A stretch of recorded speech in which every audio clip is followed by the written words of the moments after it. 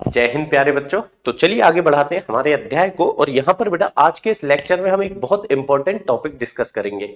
यहाँ पर बेटा हम बात करेंगे समस्थानिक, समभारिक, सम न्यूट्रॉनिक, सम इलेक्ट्रॉनिक स्पीसीज के बारे में। ठीक है, एक एक करके इनको देखेंगे। बहुत इंपॉर्टेंट लेक्चर है बेटा। इसमें नीट में खास करके डायरेक्ट प्रश्न इस टॉपिक से लगातार पूछे जाते हैं, तो इसलिए बहुत ध्यान से समझें, साथ में नोट्स बनाते जाएं। तो चलिए बेटा देखते हैं। हम सबसे पहले बात कर रहे हैं बच्चों हम समस्थानिक की। समस्थानिक क्या होते हैं इस बारे में हम समझना चाह रहे हैं। तो होता क्या है बेटा, कोई भी तत्व, बहुत सारे ऐसे तत्व हैं जो अलग अलग रूपों में पाए जाते हैं और इन रूपों में उनके परमाणु क्रमांक तो समान होते हैं लेकिन परमाणु भार भिन्न भिन्न होते हैं। कहने का मतलब जैसे कार्बन है बेटा, अगर आप कार्बन को देखिए तो कार्बन प्रकृति में अलग अलग तीन रूपों में पाया जाता है। एक होता है C612, एक होता है बेटा C613 और एक होता है C614। इस तरह से हम कह सकते हैं कि कार्बन अलग अलग रूपों में पाया जाता है जिनके परमाणु क्रमांक तो समान है किंतु परमाणु भार भिन्न भिन्न है। ऐसे नहीं बेटा केवल कार्बन, जैसे हाइड्रोजन को देखिए, हाइड्रोजन प्रकृति में तीन रूप में पाया जाता है। ठीक है, कितने रूपों में पाया जाता है बेटा? तीन में। बहुत ध्यान से समझे, हाइड्रोजन के समस्थानिक से प्रश्न बहुत सारी परीक्षाओं में पूछे जा चुके और आगे भी पूछा जा सकता है। तो हाइड्रोजन जो है बेटा तीन रूपों में पाया जाता है। इसमें से तीनों के परमाणु क्रमांक तो एक होते हैं लेकिन एक का परमाणु भार एक होगा, दूसरे का दो होगा और तीसरे का तीन होगा। तो इस तरह से हाइड्रोजन तीन अलग अलग रूपों में मिलते हैं हमें जिनके परमाणु क्रमांक तो समान होते हैं किंतु परमाणु भार भिन्न भिन्न होते हैं और इन्हें ही हम बोलते हैं बच्चों क्या? समस्थानिक। ठीक है, तो चलिए परिभाषा अगर हम लिखना चाहें तो बड़े आराम से लिख सकते हैं। समस्थानिक क्या है? देखिए ये सब एक ही तत्व के अलग अलग परमाणु हैं। है ये भी कार्बन, ये भी कार्बन, ये भी कार्बन, लेकिन अलग अलग परमाणु है जिनके परमाणु क्रमांक तो समान है परंतु बेटा परमाणु भार भिन्न भिन्न है। तो हम क्या लिखेंगे बच्चों? एक ही तत्व के वे परमाणु जिनके जिनके क्या होते हैं बेटा? परमाणु भार समान, सॉरी परमाणु क्रमांक समान बेटा, है ना? परमाणु क्रमांक समान किंतु परमाणु भार भिन्न भिन्न होते हैं। परमाणु क्रमांक तो समान होते हैं परंतु परमाणु भार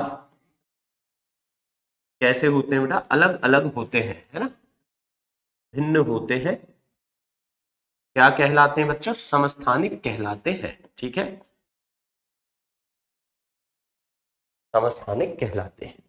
अब जैसे उदाहरण के तौर पर पहले हम बात कर रहे हैं हाइड्रोजन के समस्थानिकों की, है ना? उदाहरण के तौर पर बेटा बात कर रहे हैं हम हाइड्रोजन के समस्थानिक। तो हाइड्रोजन के जैसा कि मैंने बताया बच्चों आपको कि तीन समस्थानिक होते हैं। पहला होता है बेटा H11, मतलब कि हाइड्रोजन का वो परमाणु जिसका परमाणु क्रमांक भी एक होता है और परमाणु भार भी एक होता है। सामान्यतः हम नॉर्मल रूप में बेटा हाइड्रोजन की जब बात करते हैं इसे ही लेते हैं। क्यों सर? क्योंकि बेटा प्रकृति में H है तो तीन रूपों में लेकिन सबसे ज्यादा लगभग 99% कौन है बेटा? हाइड्रोजन इसी रूप में पाया जाता है H11। इसलिए जब इतना ज्यादा है तो हम इसी को लेते हैं, बाकी दो को बेटा हम इग्नोर करते हैं, है ना? दूसरा होता है H12 और तीसरा होता है बेटा H13। मतलब कि इनके देखिए परमाणु क्रमांक तो समान है लेकिन बच्चों परमाणु भार भिन्न भिन्न है, इसलिए इनको हम बोल रहे हैं समस्थानिक। फिर देखिए अब इसमें क्या होगा, इसका नाम जो होता है H11 वाला इसको बोलते हैं बेटा हम प्रोटियम। क्या बोलेंगे बच्चों? प्रोटियम। और सामान्य हाइड्रोजन यही है, यही हमारा क्या है बेटा? सामान्य हाइड्रोजन। मतलब कि हम जब नॉर्मली हाइड्रोजन लेते हैं तो इसे ही लेते हैं। ठीक है, दूसरा जो है जिसमें परमाणु भार दो है उसे बोलते हैं बेटा हम ड्यूटेरियम। क्या बोलेंगे? ड्यूटेरियम। और ड्यूटेरियम को हम डी से प्रदर्शित करते हैं, क्रमांक तो एक होता है भार दो होता है। तो ड्यूटेरियम ऐसा भी मिल सकता है या बेटा ऐसे भी मिल सकता है ना, बहुत जगह मिलेगा आगे चल के आपको। अब ड्यूटेरियम को बेटा हम एक और नाम देते हैं, इसे हम भारी हाइड्रोजन कहते हैं। क्या कहते हैं बच्चों? भारी हाइड्रोजन। ठीक है, भारी हाइड्रोजन कहलाता है ये। और जब परमाणु क्रमांक 1 है लेकिन भार बेटा कितना है 3, तो इसे हम बोलते हैं ट्रीटियम। क्या बोलेंगे बेटा? ट्रीटियम। और ट्रीटियम जो होता है इसे हम T13 से भी प्रदर्शित करते हैं। मतलब ट्रीटियम अगर कहीं मैं लिख रहा हूं तो ऐसे भी लिख सकता हूं बेटा H13 या T13 भी क्या है? ट्रीटियम को ही बताता है। ट्रीटियम जो है देखिए, हाइड्रोजन, प्रोटियम, ड्यूटेरियम, ट्रीटियम 3 रूपों में मिलता है हमें, लेकिन ट्रीटियम जो है बेटा ये इसका रेडियो एक्टिव रूप है। अगर आपसे पूछ लिया जाए कि रेडियो एक्टिव हाइड्रोजन कौन सा है, तो याद रखना बेटा radio active hydrogen, radio active hydrogen कौन सा है? ट्रीटियम है। और रेडियो एक्टिव क्यों है बेटा? ये हमारे पृथ्वी में ही नहीं पाया जाता, ये तो बेटा सूर्य में पाया जाता है। सूर्य में पाया जाता है। सूर्य में जो नाभिकीय संलयन की अभिक्रिया हो रही है उसमें ट्रीटियम बनता है ना। जब प्रोटियम और ड्यूटेरियम मिलते हैं तो वो ट्रीटियम बनाते हैं, और ट्रीटियम बेटा हीलियम में बदलता है। सूर्य में हो क्या रहा है? हाइड्रोजन हीलियम में बदल रही है।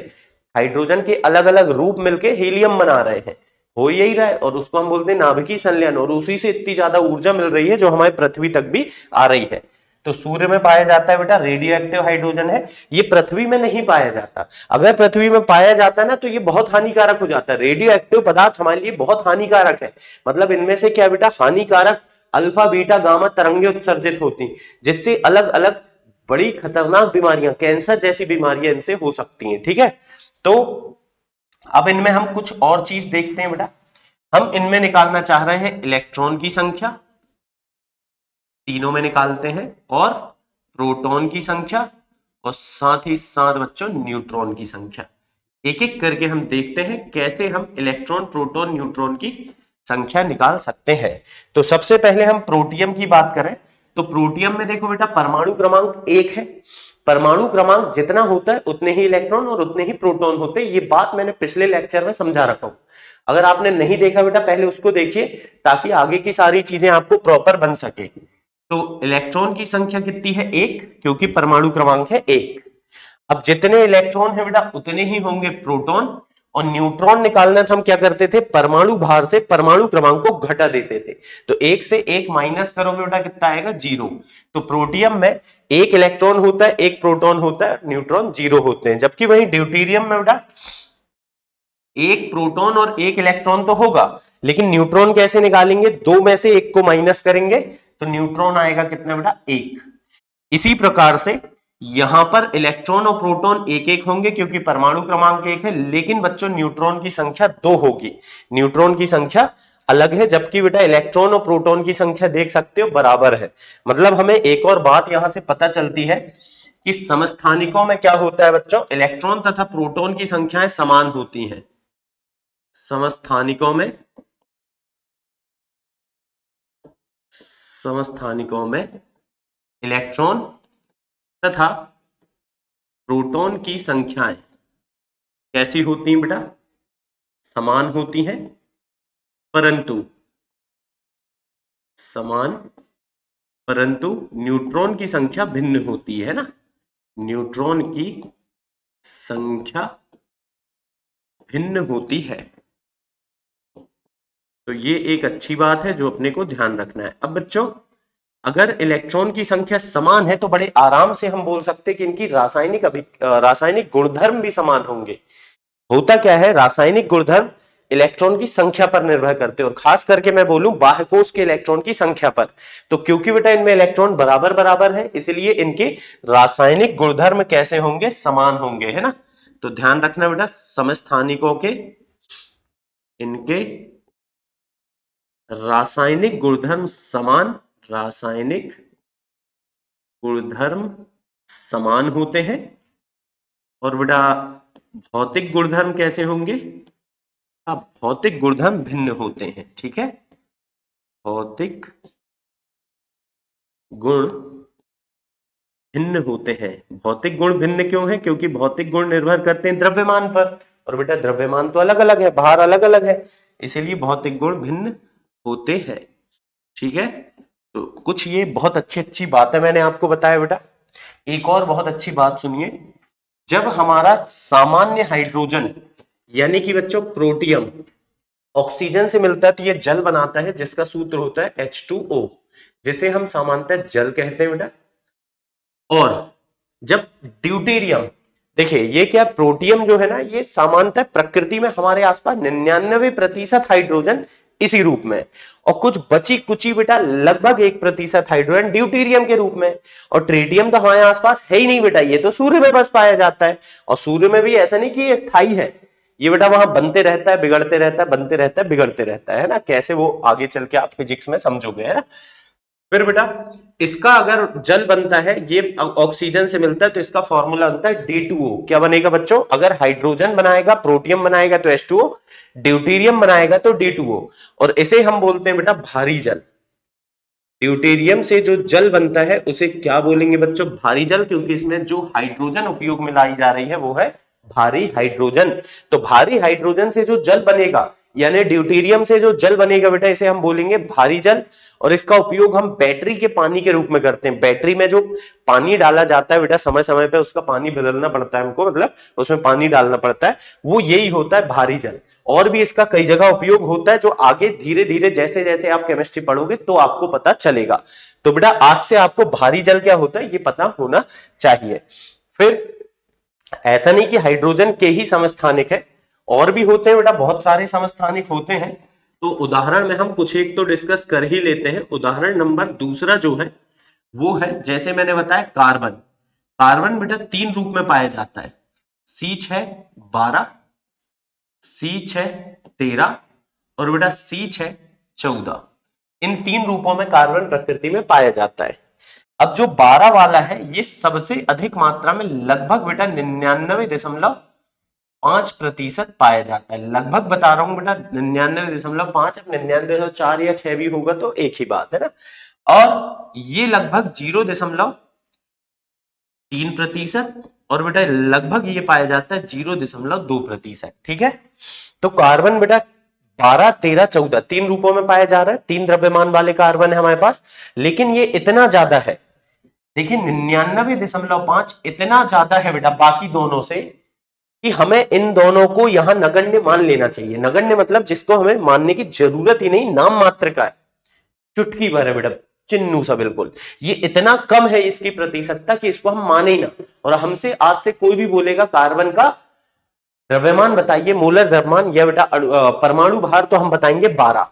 ठीक है, क्या बताएंगे, 12, क्योंकि 13 और 14 इतना कम है कि हमें उनकी जरूरत पड़ती ही नहीं है। इसी तरह से और भी उदाहरण है हमारे पास, जैसे बच्चों आप उदाहरण नंबर 3 और सबसे इंपॉर्टेंट उदाहरण में से एक है क्लोरीन। क्लोरीन जो है बेटा ये 2 रूप में पाया जाता है। एक होता है क्या, Cl17 और 35, और बच्चों दूसरा होता है Cl17 और 37। 2 रूप में क्लोरीन पाया जाता है। परमाणु क्रमांक तो दोनों के समान होते, परंतु बेटा भार अलग अलग है, एक 35 और एक 37 वाला। अब इसमें बेटा जो 35 वाला है, इसकी प्रतिशत मात्रा 75% होती है, और जो 37 वाला है इसमें प्रतिशत मात्रा 25% होती है। ठीक है, हाँ। अब यहां से बहुत इंपॉर्टेंट बात मैं बताने वाला हूं, ध्यान से सुनना। इसमें जो प्रोटियम है लगभग 99% है, यानी बाकी दो को हम छोड़ दें, उनका द्रव्यमान ना भी ले चलेगा, और हमसे नॉर्मली हाइड्रोजन का कोई द्रव्यमान पूछेगा तो हम 1 बताएंगे। इसी तरह से बेटा यहां पर कार्बन इतना ज्यादा है 12 वाला, कि 13 और 14 हम इग्नोर कर दें, मतलब उनको बेटा नगण्य मान लें, और हमसे कोई पूछे कार्बन का परमाणु भार तो हम 12 बता दें। लेकिन क्लोरीन बेटा, क्लोरीन में दोनों की जो प्रतिशत मात्रा है अच्छी खासी है। 75% के सामने 25% इतना भी छोटा नहीं है कि उसे मैं नगण्य कर सकूं।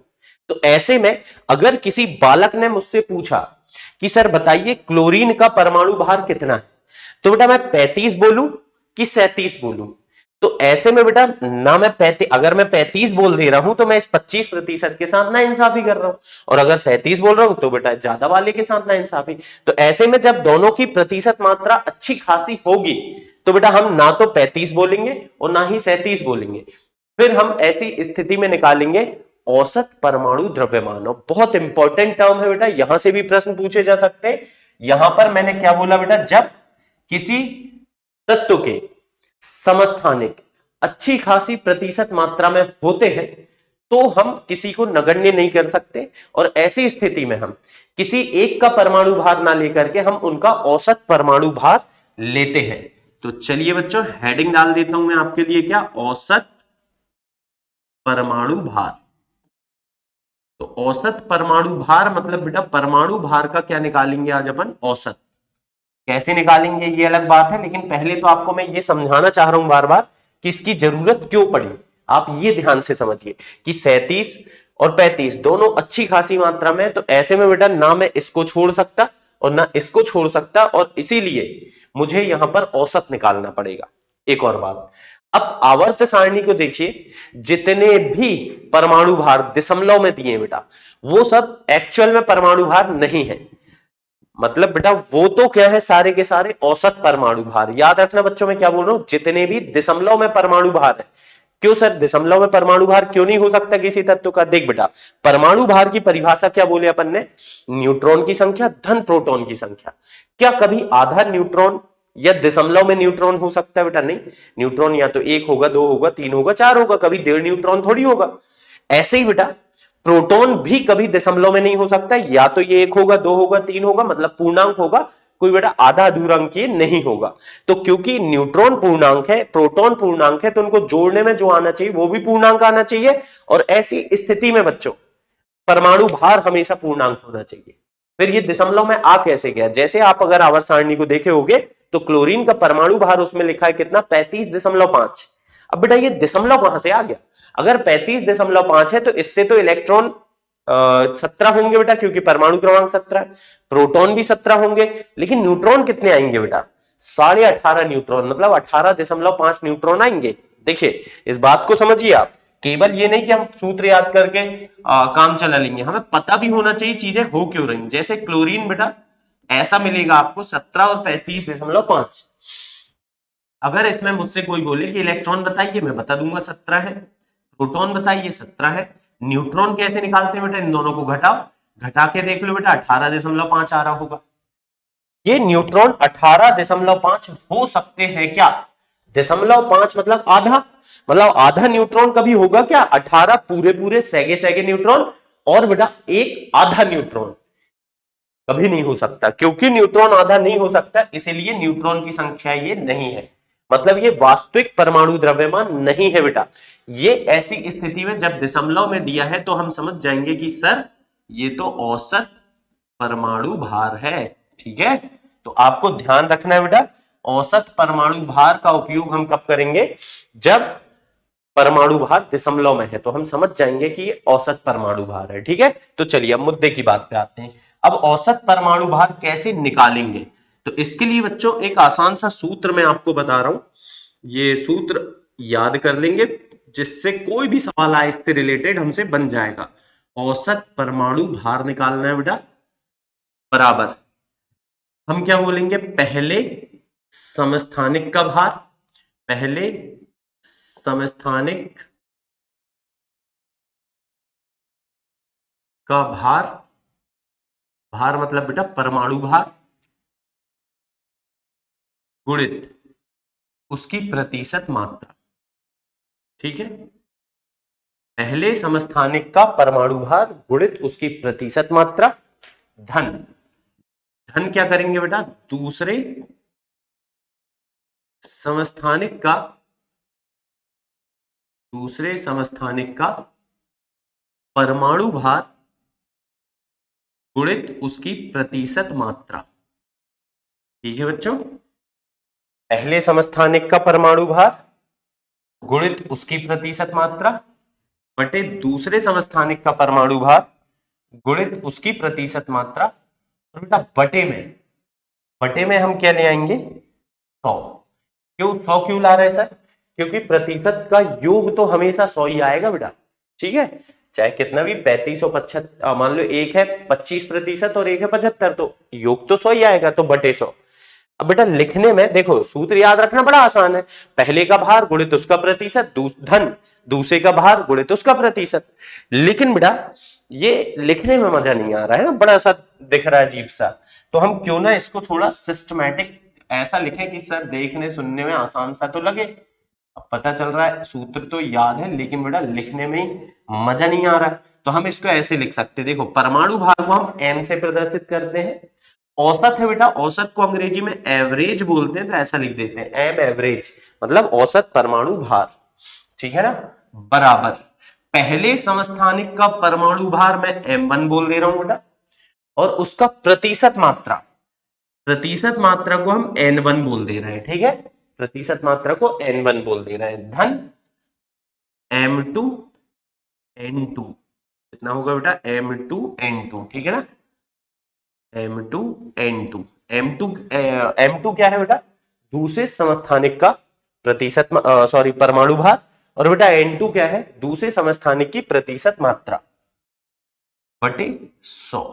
अब ये सूत्र थोड़ा देखने में सुनने में अच्छा लग रहा है बेटा, याद करने में भी अच्छा लगेगा, बस आपको याद रखना है m1 क्या है यहां पर, पहले समस्थानिक का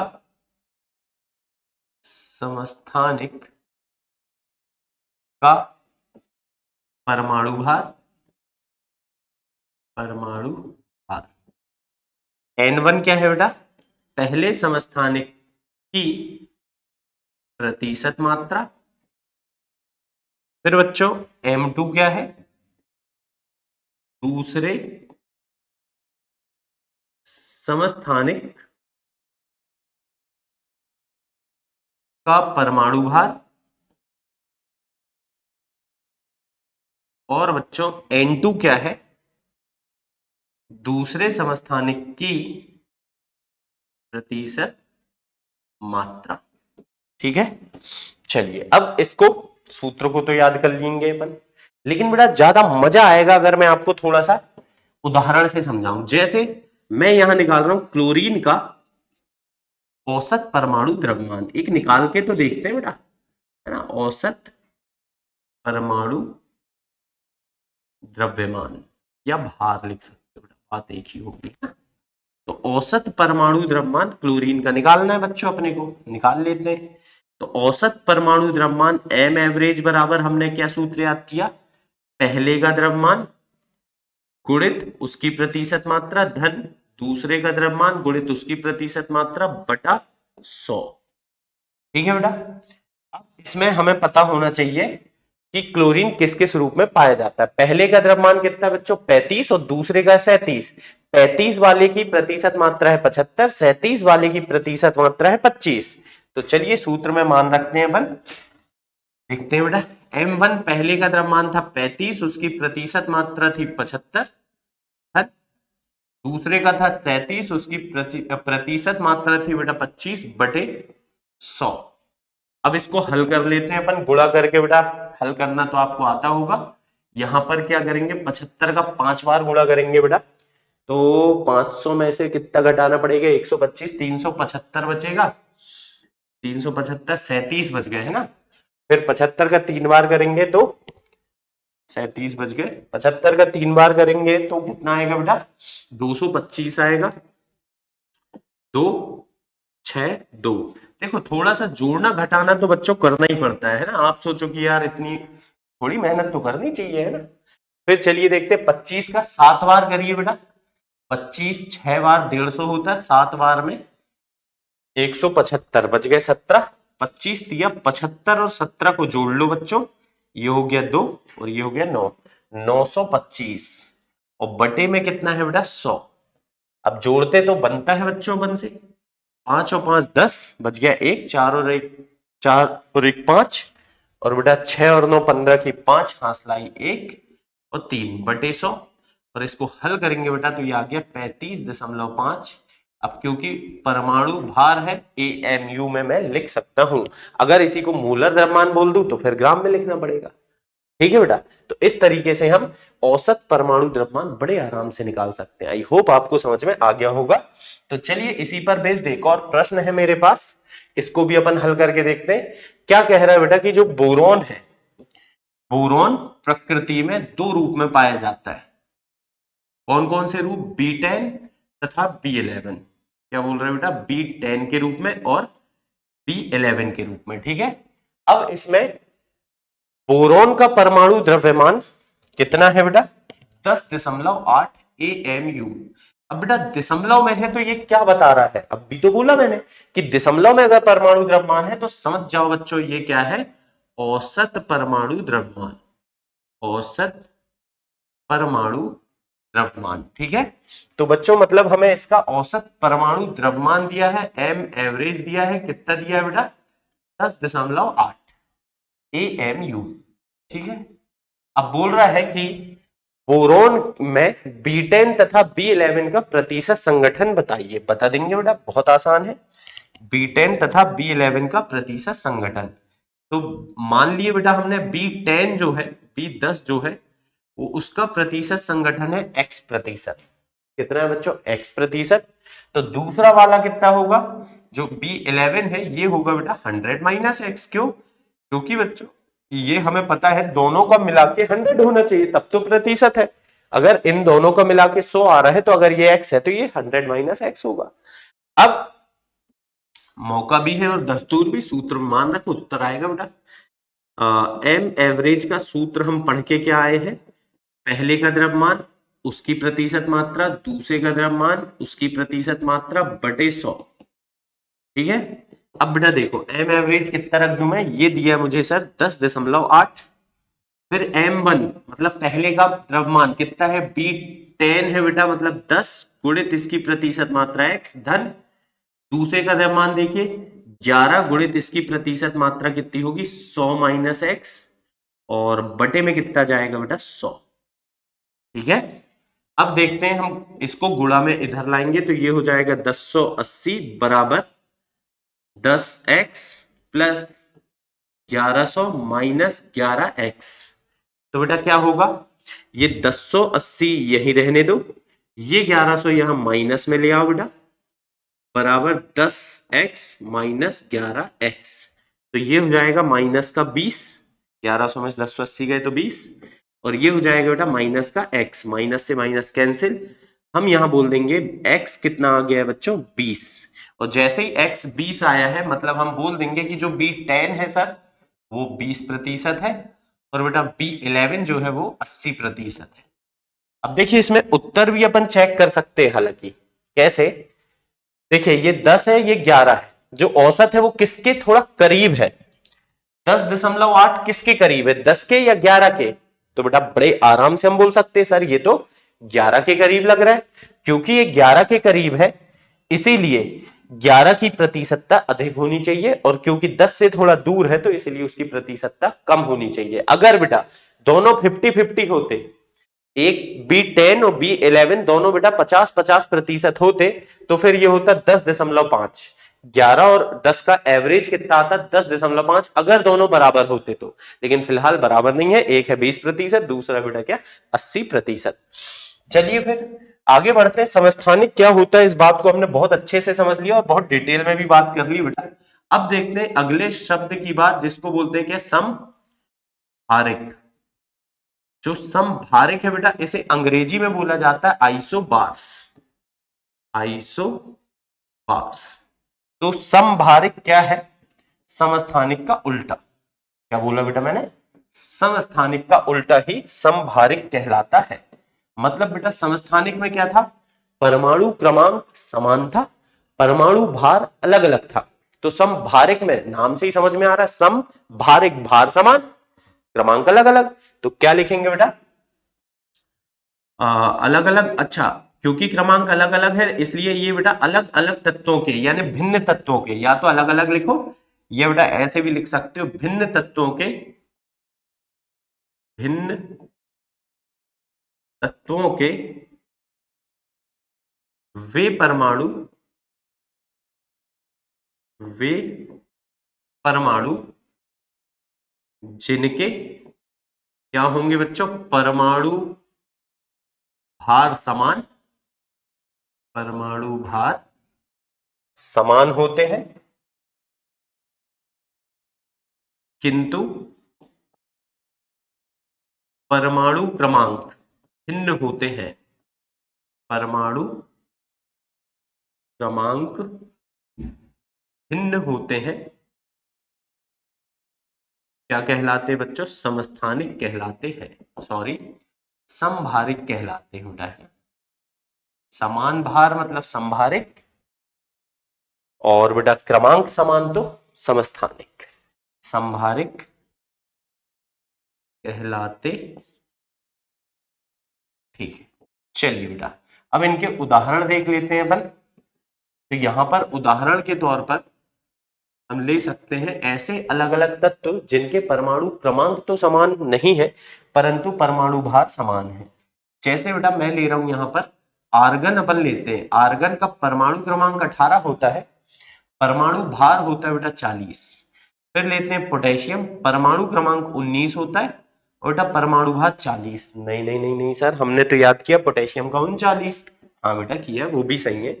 पोटेशियम जो है दो रूप में पाया जाता है, 19 और 40, 19 और 39। ठीक है बेटा। तो जो 39 वाला है इसकी प्रतिशत मात्रा बहुत अधिक है, 99% ये है। तो इसीलिए सामान्यतः हम इसे ही लेते हैं, इसको हम नगण्य मानते हैं, मतलब इसको हम इग्नोर कर देते हैं। लेकिन जब उदाहरण की जरूरत पड़ रही है तो मैं इसे ले रहा हूं क्योंकि इसी के साथ हमारा उदाहरण फिट बैठेगा। फिर तो ध्यान रखना बेटा, पोटेशियम वैसे तो 39 होता है लेकिन यहां मैं 40 ले रहा हूं क्योंकि इसका एक समस्थानिक पाया जाता है। कैल्शियम, परमाणु क्रमांक 20, परमाणु भार 40। अब बच्चों इसमें आप इलेक्ट्रॉन प्रोटॉन न्यूट्रॉन निकाल सकते हो क्या? इलेक्ट्रॉन प्रोटॉन न्यूट्रॉन निकाल सकते हो क्या बेटा? बिल्कुल, बड़े आराम से निकाल पाएंगे। इलेक्ट्रॉन देखिए, परमाणु क्रमांक कितना है 18, तो इतने ही इलेक्ट्रॉन होंगे और बेटा इतने ही प्रोटॉन होंगे, और इन दोनों को माइनस कर दो तो क्या निकल जाएंगे बच्चों? न्यूट्रॉन। ऐसे ही यहां पर देखिए क्रमांक है 19, तो इतने ही प्रोटॉन इतने ही इलेक्ट्रॉन और बेटा 21 हो जाएंगे न्यूट्रॉन।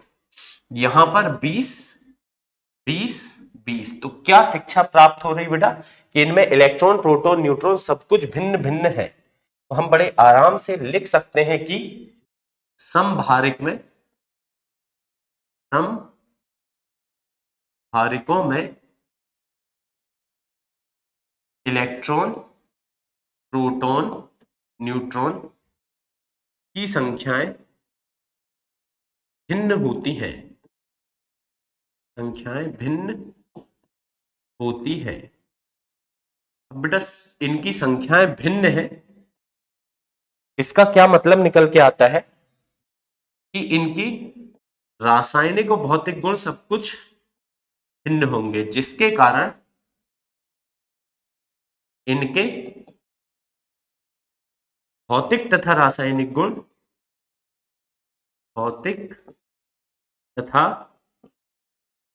रासायनिक गुण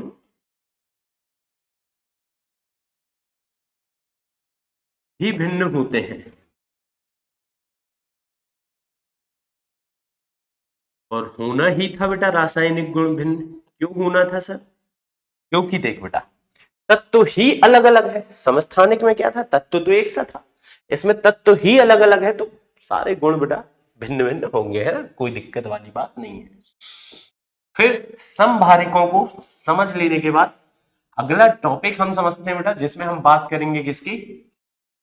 सम इलेक्ट्रॉनिक की। सम इलेक्ट्रॉनिक, तो बेटा जैसा नाम से ही समझ में आ गया होगा, सम इलेक्ट्रॉनिक मतलब क्या?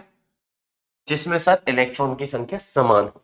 हाँ, लेकिन बच्चों ये परमाणु भी हो सकते हैं या आयन भी हो सकते हैं।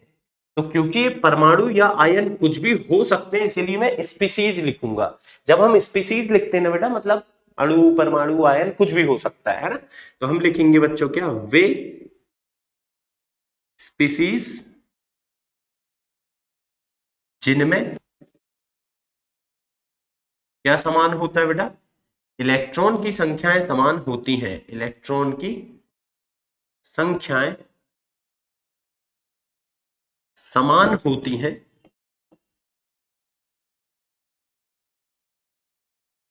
क्या कहलाते हैं बच्चों? सम इलेक्ट्रॉनिक कहलाते हैं। सम इलेक्ट्रॉनिक को हम अंग्रेजी में आइसो इलेक्ट्रॉनिक भी कहते हैं, ठीक है ना। आइसो और सम का एक ही मतलब है, अंग्रेजी में आइसो बोलो, हिंदी में सम बोलो, मतलब होता है समान। सम इलेक्ट्रॉनिक कहलाते हैं। ठीक है, तो सम इलेक्ट्रॉनिक क्या होंगे बच्चों? जिनमें इलेक्ट्रॉन की संख्या समान होंगी। जैसे हम उदाहरण के तौर पर देखो, बहुत सारे उदाहरण होंगे यहां पर मेरे पास। पहला उदाहरण आप ले लो बेटा, N3 माइनस, इसमें देखो कितने इलेक्ट्रॉन है, O2 माइनस में कितने हैं, आप ले लो F माइनस में कितने हैं, यहां ले लो बेटा नियोन के परमाणु में कितने हैं, फिर आप निकाल के देखो Na प्लस में, Mg2 प्लस में, और बेटा Al3 प्लस में। इनमें आप सब में इलेक्ट्रॉन गिन के देखो बेटा। नाइट्रोजन का परमाणु क्रमांक 7 होता है, मतलब इसमें 7 इलेक्ट्रॉन होते हैं। 3 माइनस मतलब 3 ग्रहण कर लिया, 7 और 3 कितने हो गए बेटा? इसमें होंगे 10 इलेक्ट्रॉन। ऑक्सीजन का परमाणु क्रमांक 8 होता है, मतलब उसमें 8 इलेक्ट्रॉन होते हैं। 2 माइनस मतलब 2 ग्रहण कर लिया, तो 8 और 2 कितने हो गए बच्चों? 10 इलेक्ट्रॉन।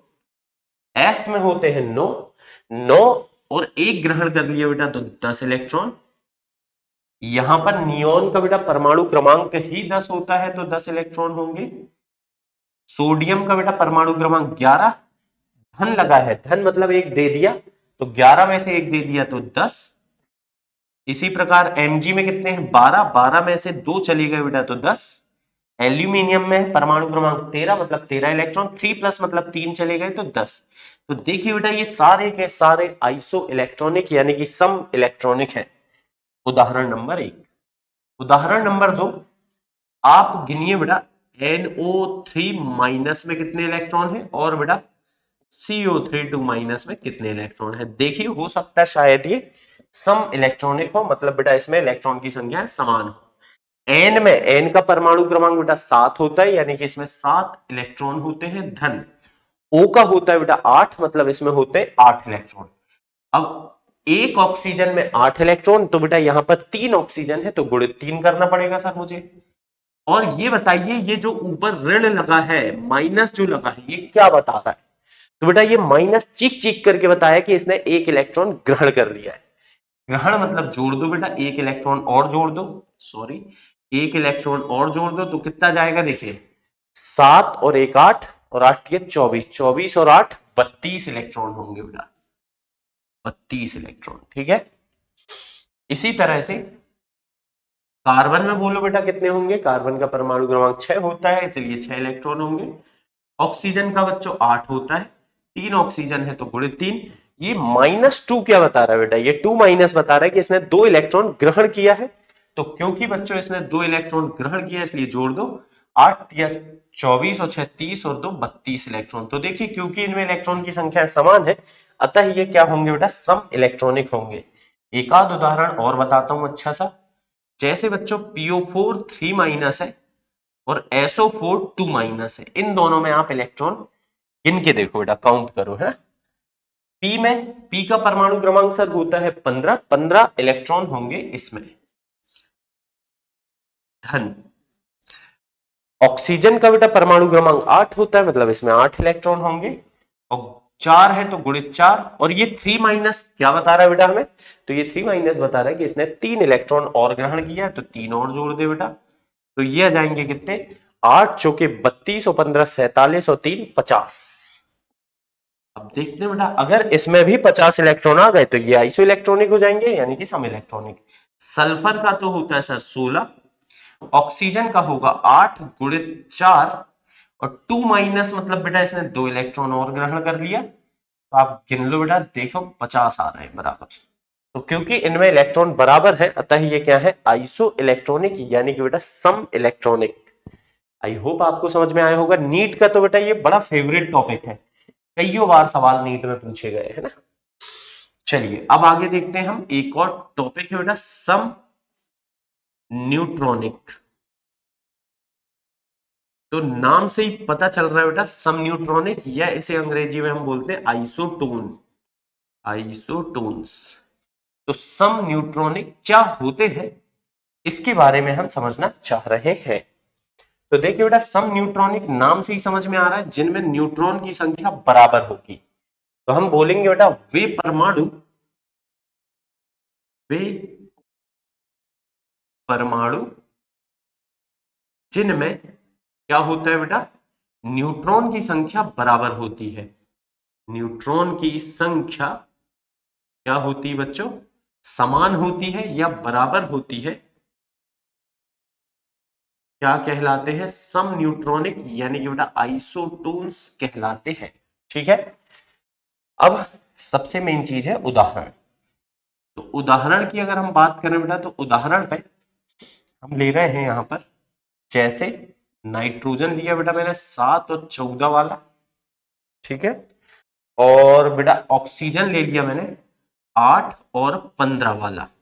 क्यों सर 15, ऑक्सीजन का तो 16 होता है? नहीं नहीं बेटा, ऑक्सीजन भी प्रकृति में 3 रूप में पाया जाता है। ऑक्सीजन 8 16 तो खैर सबसे ज्यादा 99%, कभी कभार बेटा बिल्कुल बहुत कम प्रतिशत मात्रा में 15 भी होता है और 17 भी होता है। तो मैंने यहां पर 15 वाला लिया हूं ताकि हमारा उदाहरण फिट बैठ सके। एक और ले रहा हूं मैं कार्बन 6 और 14। अभी अभी बताया बेटा मैंने, कार्बन 3 रूप में होता है, कार्बन 6 12 6 13 6 14, तो मैं 6 14 वाला ले रहा हूं। अब इन तीनों में आप न्यूट्रॉन की संख्या गिनो बेटा, न्यूट्रॉन गिनो कितने हैं, है ना। तो न्यूट्रॉन इसमें देखो कैसे निकालते हैं, घटा दो बेटा, 14 में 7 गया 7 न्यूट्रॉन, 15 में से 8 गया बेटा, कितना हो गया 7, और 14 में से 6 गया बेटा तो 8 हो जाएगा सर, गड़बड़ हो जाएगा, गड़बड़, है ना। तो हम यहाँ ले लें 13 वाला, ताकि 13 में 6 गया तो कितना हो जाएगा 7। तो इस तरह से इनमें न्यूट्रॉन की संख्या बराबर थी, तो बेटा इसे हम क्या कहते हैं, सम न्यूट्रॉनिक। ऐसा ये इंपॉर्टेंट नहीं, सम इलेक्ट्रॉनिक तो बेटा बहुत ज्यादा इंपॉर्टेंट है, बस ये ऐसे ही देख लो सुन लो, और नोट्स में तो नोट करते जाओ बेटा, ताकि आपके प्रॉपर नोट्स बन जाए, है ना। लास्ट है फिर बेटा आइसो डायफर, डायफर नहीं बेटा डायफर। आइसो डायफर क्या होते हैं, इनके बारे में भी बात करेंगे। तो बहुत आसान सी बात है बेटा, कि वे परमाणु जिनमें न्यूट्रॉन तथा प्रोटॉन की संख्या का अंतर, क्या बोला बेटा मैंने, वे परमाणु जिनमें क्या होगा बेटा, न्यूट्रॉन तथा प्रोटॉन की संख्या का अंतर, की संख्या का अंतर समान होता है, अंतर समान होता है, क्या कहलाते हैं बेटा, आइसोडायफर्स कहलाते हैं। तो कुल मिला के आइसोडायफर में होगा क्या, न्यूट्रॉन माइनस प्रोटॉन की जो संख्या होगी बेटा, ये कैसी होगी, समान होगी। उदाहरण से हम समझते हैं, देखिए उदाहरण के तौर पर, थोड़ा सा इसका उदाहरण ऐसा बेटा हमको याद रखना पड़ता है ना। यूरेनियम जिसका परमाणु क्रमांक 92 होता है, ये बेटा 3 समस्थानिकों में पाया जाता है यूरेनियम, 92 235, 92 238 और 92 239। तो यहां पर मैं जो ले रहा हूं 92 238 ले रहा हूं बेटा, है ना। ज्यादातर तो 92 235 वाला सबसे ज्यादा मात्रा में, लेकिन हम यहाँ 38 वाला ले रहे हैं। एक और तत्व होता है बच्चों थोरियम, परमाणु क्रमांक होता है 90, भार होता है बेटा 234। हालांकि ये सब क्या है, रेडियो एक्टिव तत्व है। इनमें बेटा हम प्रोटॉन और न्यूट्रॉन की संख्या का अंतर निकालते हैं। प्रोटॉन देखिए कितने हैं, जितना परमाणु क्रमांक उतने ही प्रोटॉन, मतलब बेटा 92, जितना परमाणु क्रमांक उतने ही प्रोटॉन, मतलब 90। फिर इसी तरह से बेटा हम क्या निकाल लेंगे, न्यूट्रॉन। कैसे निकालते हैं इसको, इससे, सॉरी बेटा इससे इसको माइनस करो, 8 में से 2 गए तो कितने हुए 6, 13 में से 9 गए 4 और 146 न्यूट्रॉन। इसमें निकालेंगे बेटा 4, 13 में से 9 गए 4, 144। तो सर प्रोटॉन और न्यूट्रॉन तो बराबर नहीं, हाँ बेटा प्रोटॉन न्यूट्रॉन बराबर होने ही नहीं, होना क्या है, न्यूट्रॉन माइनस प्रोटॉन, मतलब न्यूट्रॉन तथा प्रोटॉन की संख्या का अंतर बराबर होना चाहिए। तो न्यूट्रॉन माइनस प्रोटॉन निकाल बेटा, कैसे निकाले सर, न्यूट्रॉन माइनस प्रोटॉन, 6 में से 2 गए तो 4 और 14 में से 9 गए तो 5, 4 में से 0 गए तो 4 और 14 में से 9 गए तो 5। जैसा कि बच्चों आप देख सकते हो, प्रोटॉन तथा न्यूट्रॉन की संख्या का अंतर समान है, अतः इन्हें हम क्या बोलेंगे, आइसोडायफर्स। तो ये था बेटा बहुत इंपॉर्टेंट लेक्चर, जिसमें हमने बहुत सारे बहुत इंपॉर्टेंट बातें करें।